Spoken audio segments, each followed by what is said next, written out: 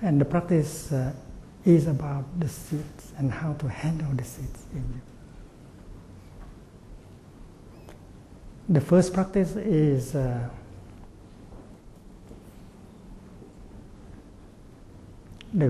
bad seeds in you, like the seed of despair, the seed of jealousy, the seed of anger. Don't give them a chance.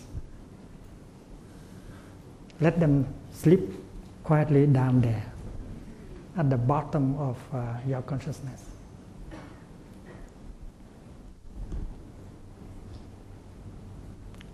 Do not give them, not give the negative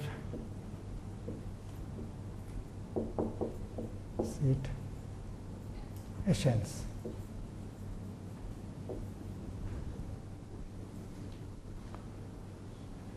Don't water them. Don't let the environment water them. So they have no chance to manifest. And they become naturally weaker and weaker. This is a very smart. Whatever you read, whatever you see, whatever you hear, may water the seed of despair, anger, violence in you. So choose an environment where you are protected. And choose companions and friends who know the practice. They will refrain from watering the seed of suffering, despair, anger in you. This is an art. We have to reorganize our life. We should create an environment where the bad seeds in us will not be watered every day. We don't water them and we don't let them water them.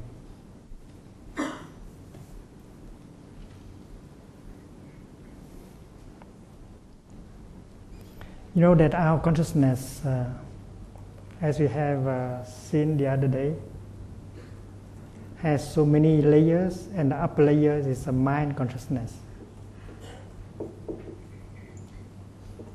Ý thức.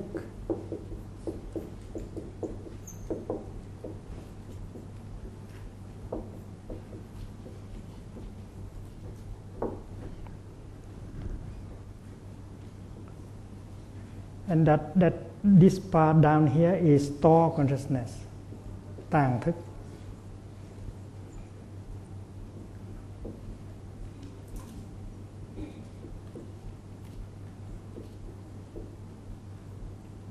Tàng thức. And all the seeds are here.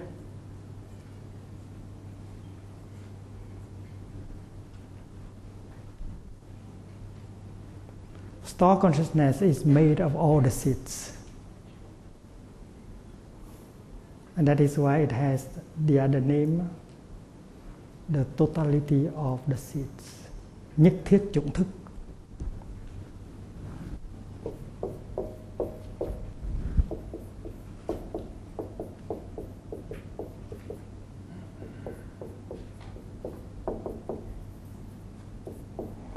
Sarva Bijaka.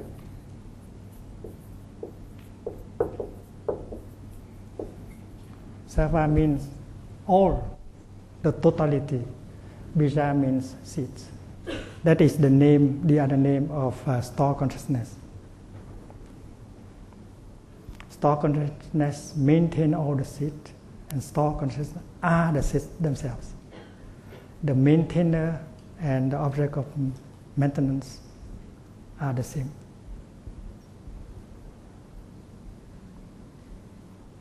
And there are negative seeds down here, and it's wise to let them sleep there.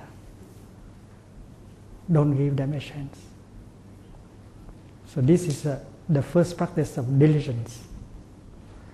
Usually when we think of diligence, we think of intensive practice. We practice for 7 days or 21 days, very intensive, and then we relax, we don't practice anymore. That is not. And that is not diligence. Diligence is the continued practice of protecting oneself. And you should have a good environment. You should have a good sangha in order to maintain the practice. So building a sangha in order to be supported, to maintain your practice is a very crucial for success. Today I'd like to introduce to you another consciousness that lay in the middle.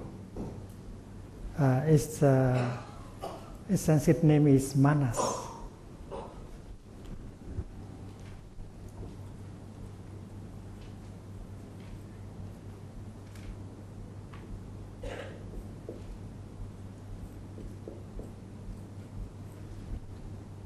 Matna. And I like to translate it by the word cogitation. Cogitation. Like in cogito ergo sum, cogitation, consciousness.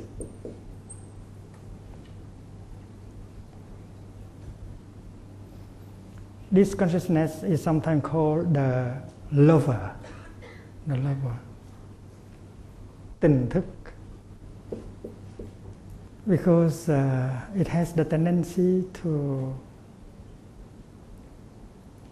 stick to embrace the five skandhas as a self, as a separate self.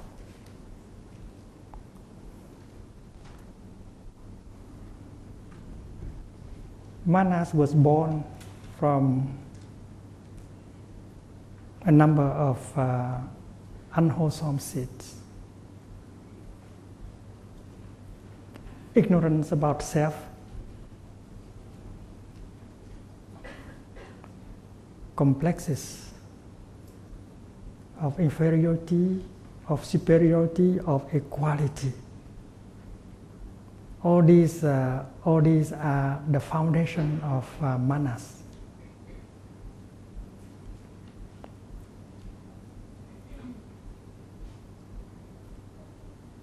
Sticking to store consciousness as a self, loving love consciousness as a self. Everything else is not self. We know that if we have the complex of inferiority, that is because of manas. If we have the complex of superiority, that is because of manas. And when we have the complex that I am equal to him, to her, that complex of equality is also manas. According to the Buddha, self is an illusion. The true nature of reality is no self. When you look at a flower, you see a flower is full of the cosmos. The sunshine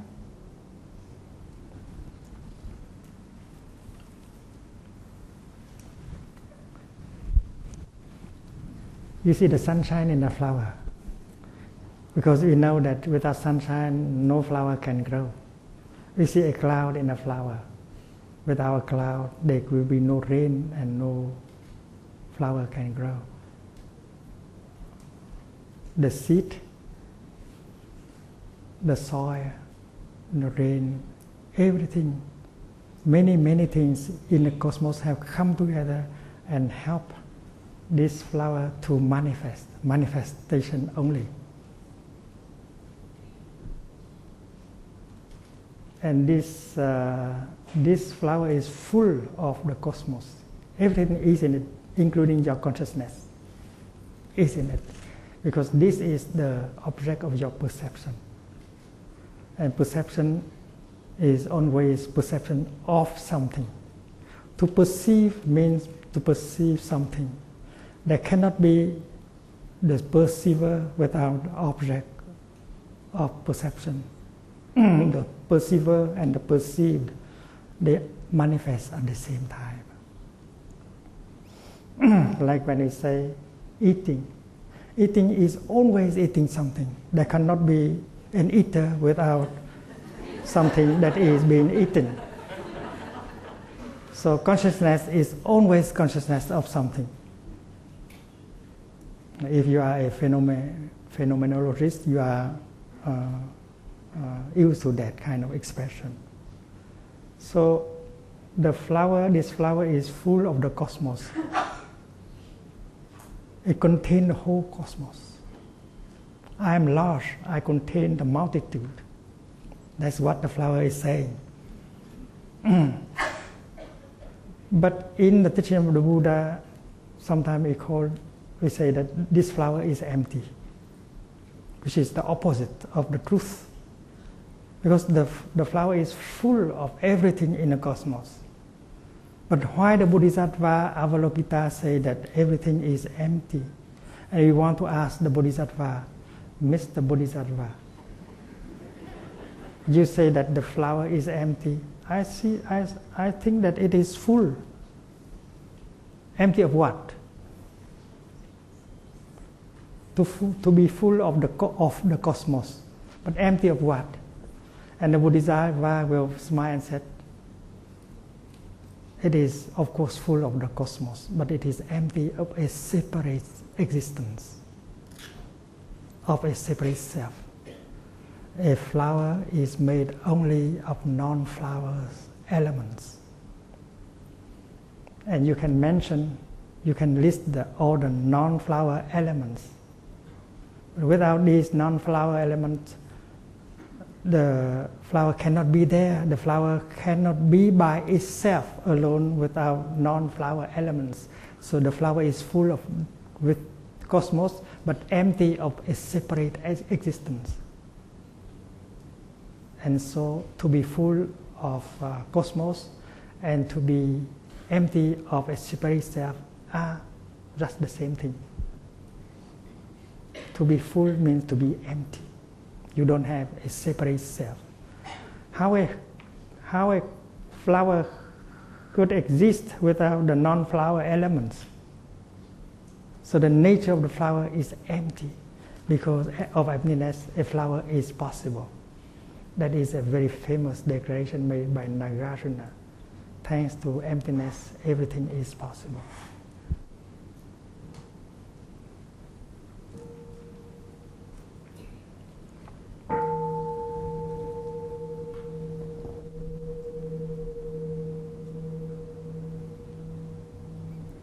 But manas ignore that. Manas believe that there is a self.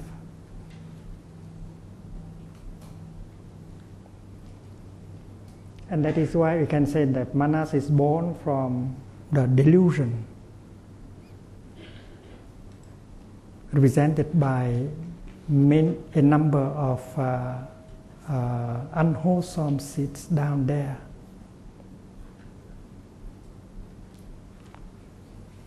You suffer because you believe that you have a self. If you know that you are in him, he is in you, and then you say that I am you and you are me, and you don't have to compare. And if you don't compare, you don't have any complex of inferiority. You don't have any complex of superiority. And you don't have even the complex of equality. Because you don't compare, because you are it. You are him, you are her, you are the cosmos. Everything inter-is. The flower is a flower, but it is also the sunshine. The flower is the flower, but she is also the cloud. The flower is a flower, but she is also the soil. So everything inter-is, and that is the truth of interbeing. To be means to interbe.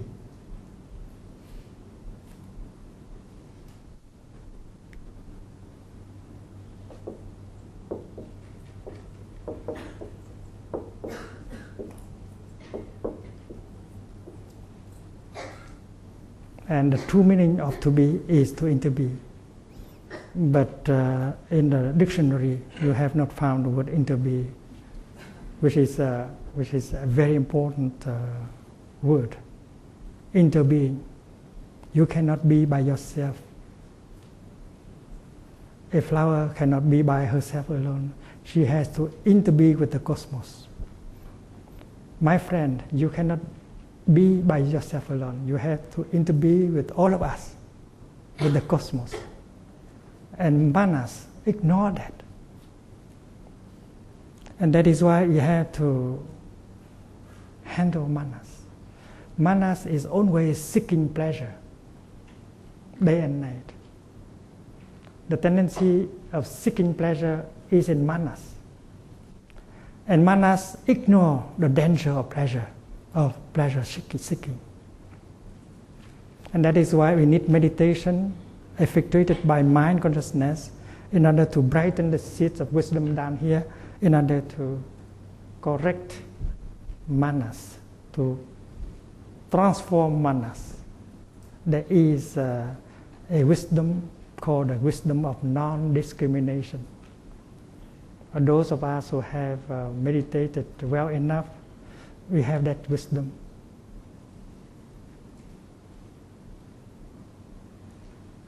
It's like my two hands. They don't practice, but they have the wisdom of non-discrimination. Nirvikalpa jnana. My right hand wrote most of the poems. I wrote all my poems with my right hand, except one. That day I did not have a pen. So there was a typewriter of someone. So I put a old envelope into it, and that is the only time I wrote a poem. I write a poem with two hands. And my hand can do things like inviting the bell, doing calligraphy and so on. But my right hand is not victim of any complex. And she doesn't have the complex of superiority over my left hand. My right hand never say, you left hand, you are good for nothing. I do everything by myself. You are lazy, you are not useful, and so on. And it's wonderful to look at my left hand. She does not suffer at all. She does not have the complex of inferiority. That is why she is perfectly happy.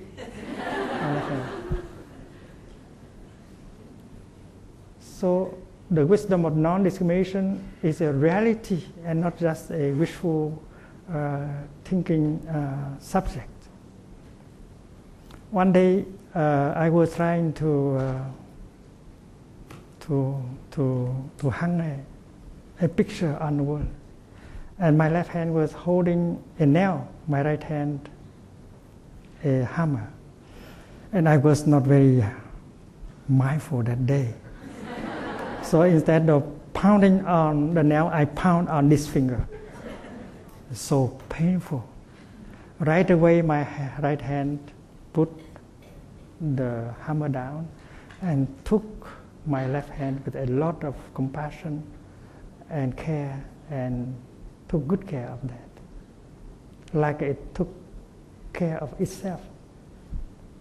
It never say, you left hand, I am doing you a favor. You have to remember that.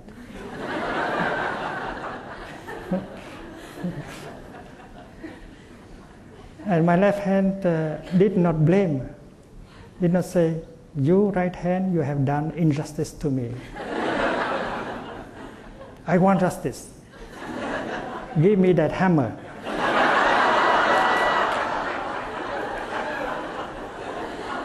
No, that is not the thinking of my left hand, because my left hand is full of wisdom of non-discrimination.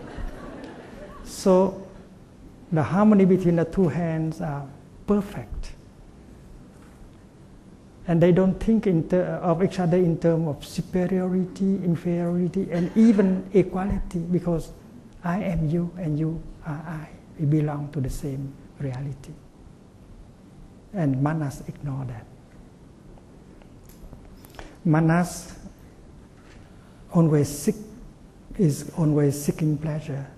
Manas ignore the danger of pleasure seeking. So you have to tell Manas. Manas is always trying to run away from suffering, painful feeling. Manas ignore the goodness of suffering. Suffering is good sometimes. You can learn a lot from suffering. And Manas just try to run away from suffering. And she ignore the goodness of suffering. If you have learned to be compassionate, to be understanding because you have suffered, we need a dose of suffering in order to grow. People who have not suffered, they have no chance in order to cultivate their understanding, their compassion. And it's not good to send our children to a place where there is no suffering. There, they have no chance to learn, to understand, and to love. But the kingdom of God is not a place where there is no suffering. Because if so, people don't know what is understanding and compassion. And that is not the kingdom of God. The kingdom of God is a place where there is great understanding and great compassion. And in order to have these things, you have to learn, you have to cultivate. And without the suffering, how can you cultivate compassion and understanding? It's like the mud. Without the mud, you cannot grow lotus. In Plum Village, if you go, you come and visit us in summer, you see lotus ponds, and you see that lotus always grow on mud. No mud, no lotus. So no suffering, no compassion, no understanding. So my definition of the kingdom of God is a place where there is great understanding, great compassion, and therefore there must be suffering.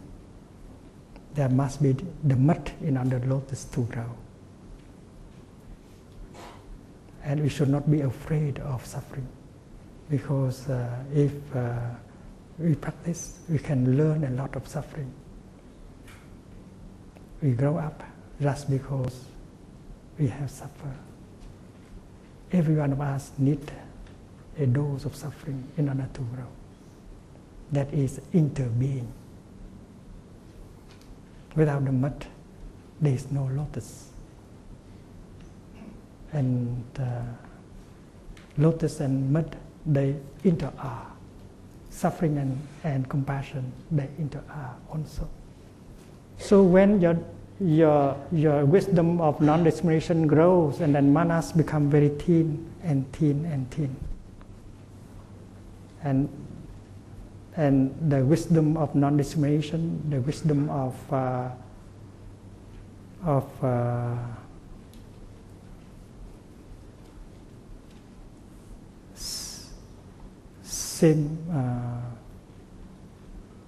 sameness,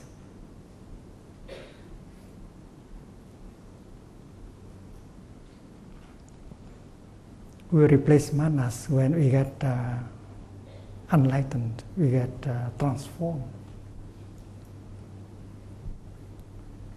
So going back to the 4 practices of true diligence, we know that the first practice is let us not give the negative seeds a chance down here.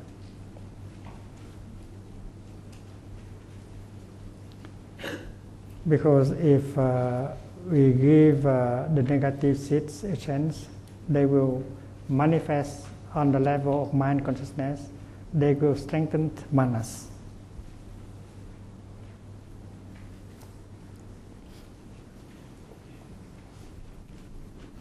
And each of us should write down the kind of practice we need in order to make sure that this is our daily practice. When we think, our thinking might water the negative seeds. So the practice of right thinking will avoid us, will help us not to water the bad seeds in us. When we read a newspaper, when we read a book, what we read in the book and newspaper can water the negative seeds. So our practice of mindful consumption is also the practice of self-protection and the protection of our beloved one.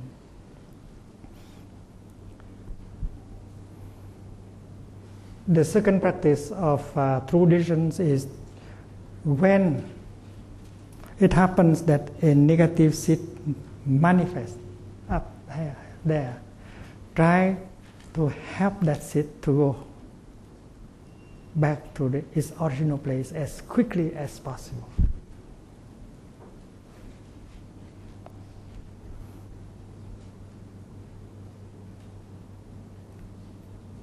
Help return the mental formation, the negative mental formation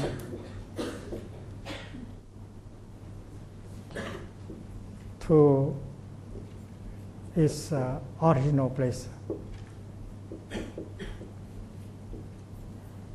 It means at the bottom of store consciousness.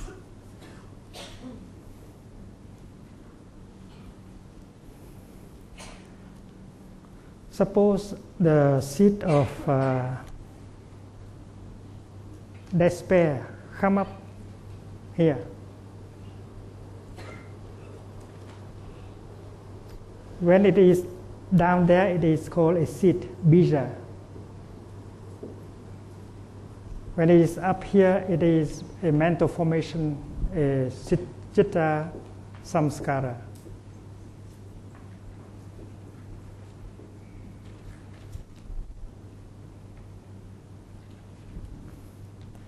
And if we allow this mental formation to stay too long in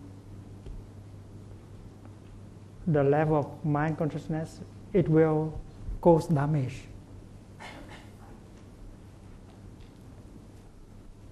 Store consciousness is like the basement of our house, and mind consciousness is like the living room. And when one negative seed manifests, the second practice is to help that go back as soon as possible. And the Buddha proposed the practice of changing back. Changing back.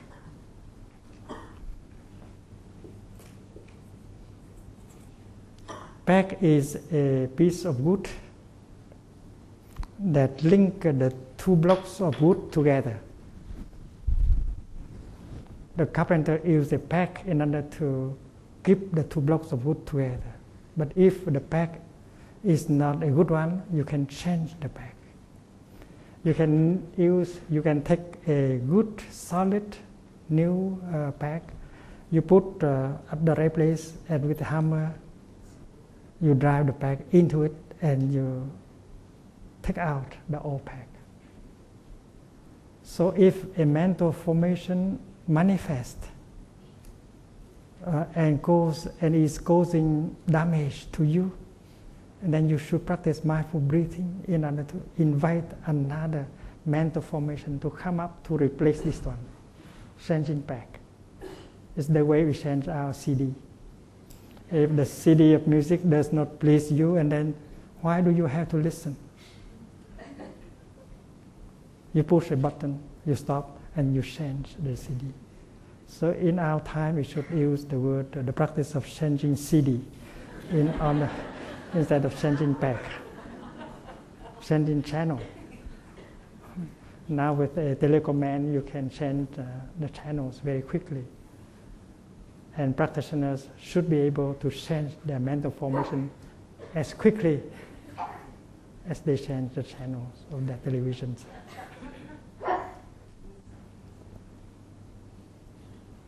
When we come to a retreat like this, we have a lot of chance that our good seeds are watered every day.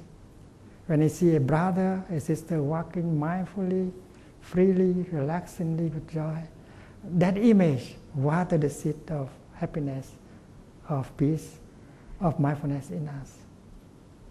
So creating an environment where the good seeds in you can be watered every day is extremely important. Think of your children.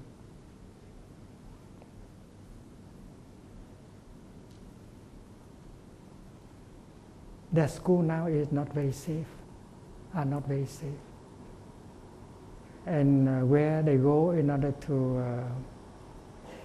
to entertain themselves are not very safe places. So the practice consists of two aspects. The first of all, create a kind of environment where the bad seeds are not watered for us and for our children. The second aspect is, if it happened that a bad seed is water, we can manage to change it quickly. Go back to your breathing. Recognize that this CD is not what you would like to listen, and you change another CD that you like. So listen to a Dharma talk, practicing a chant, thinking of doing something to help the people who are in difficulties. All these things are already there. You only need to pick up one of these wonderful things and you change the mental formation that is in you. When you have a depression, it is possible to change your depression. Although it is more difficult because depression is the outcome of a process of consumption. The Buddha said, nothing can survive without food. Your love cannot survive if you don't feed your love. Your hate, your despair also. If you don't feed them, they will die. Your depression also. You have been feeding your depression by the way you live, by the way you consume. You must have consumed, you must have lived in such a way that make the depression possible today. So look deeply into your depression and identify the source of food, the source of nutriment you have used to nourish them, and just cut off that source of nutrients. And in a week or two, your depression will die. The Buddha said this, what has come to be, namely your suffering, your depression, what has come to be, if you look deeply into it, and if you can discover the source of nutriment that has been used to nourish it, and then you are already on the path of emancipation. So the second noble truth is conceived in terms of food, in terms of nutriment. You have used that food, you have used that nutriment to nourish your suffering, your fear, your depression. And therefore, mindful breathing, focusing on the nature of your depression, and you identify the way of life, the way of consumption that you have followed in the last 6 months, and you know where the depression has come.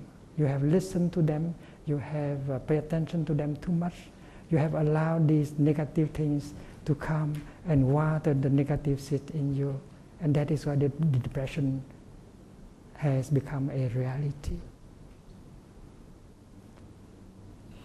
And that is why, in order to protect yourself, not to allow things like despair and depression to come, in every moment we need to be aware of what is going on in terms of feelings and perceptions and emotions. If it is an unwholesome thing, and then we should right away change the pack, change the CD. And you have many CDs in reserve in order to use, in order to change the CD that is playing just now. And you can help the other person. That person may be caught in a feeling, in a perception, in a thinking that is not healthy for him or for her. You say, a penny for your thought, a penny for your feelings. You know what is going on. You want to know what is going on with your beloved one. And she will tell you. And you, with some skillfulness, you bring her out of that situation very quickly. You tell him a story, you remind him of something wholesome, happy, and then you help change his CD. You help change her CD. That can be done quickly. You practice for yourself, and you help the other person change the emotion, the feelings, the perceptions they are having, so that they can get out easily. If you let him or her caught in that for a long time, that will do damage to him or to her. So inquire about him, inquire about her, inquire about the mental formation that is dominating that person, and try to help him out of that. And you can be helped by your co-practitioners also. Your co-practitioners may be your partner, your daughter, your son, your husband, your wife. So we practice together and we support each other in the practice.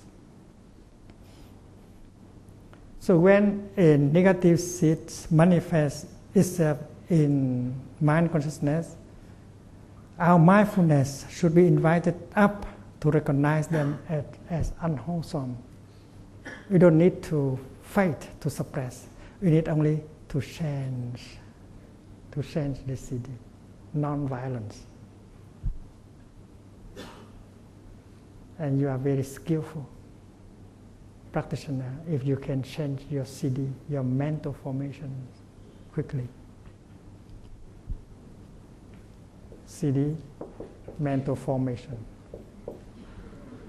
Change your MF.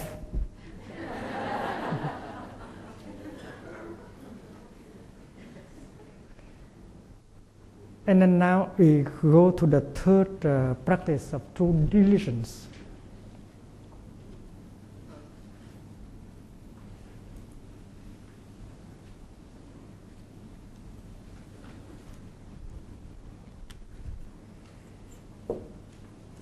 Give the positive seeds a chance.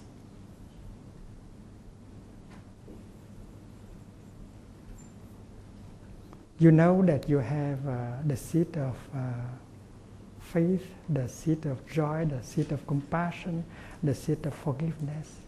They are very wholesome. And if they manifest in you, you are a happy person. And you can make people around you happy. And that is why focus your attention on these wholesome, positive seeds. And do something to touch them, to water them. And this is an art also.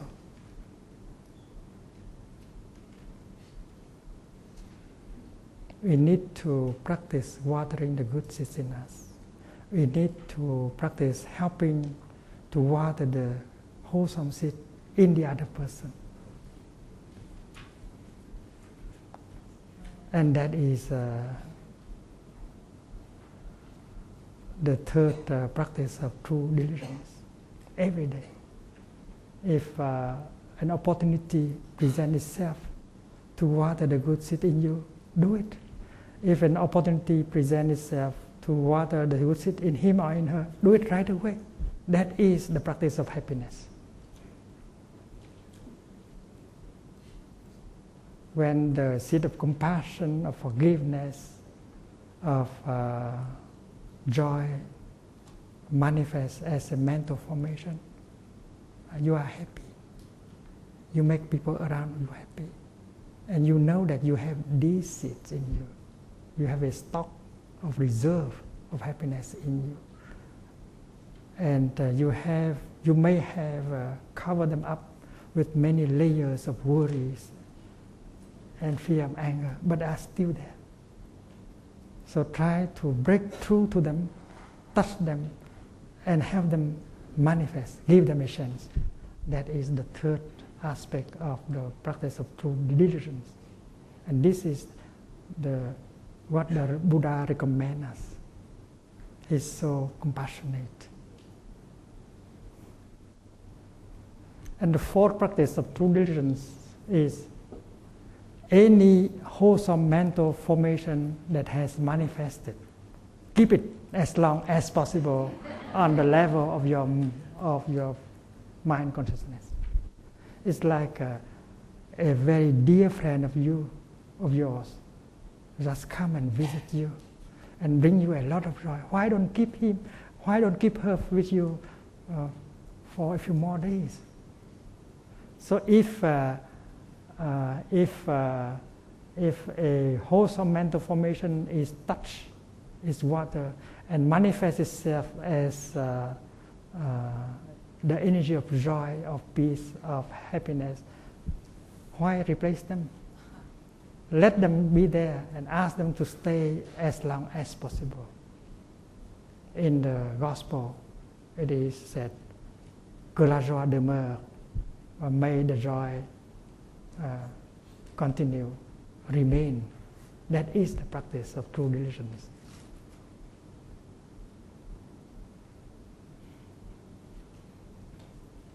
If you find the retreat pleasant, that walking meditation bring you relaxation, touching the wonders of life, and you are determined to continue, because it continues to nourish you, to transform you, continue to nourish you and transform your beloved one. So the wholesome thing, when they manifest, we try to keep them, to maintain them alive. And when they are alive up here, they will strengthen at the base, strengthening at the base. If the negative seed manifests up here, and if you allow them to stay too long here, and then at the base they will be strengthened. So it's very wise of you to help it to go back as soon as possible. The same thing is true with the wholesome seed. If a wholesome seed is water and manifests up here, and then if you can maintain it as long as possible, that is the time for the seed to grow strong down there. And that is Buddhist psychology, deep psychology. And this holy, that can be entirely applied to our daily life. The four practice of true diligence.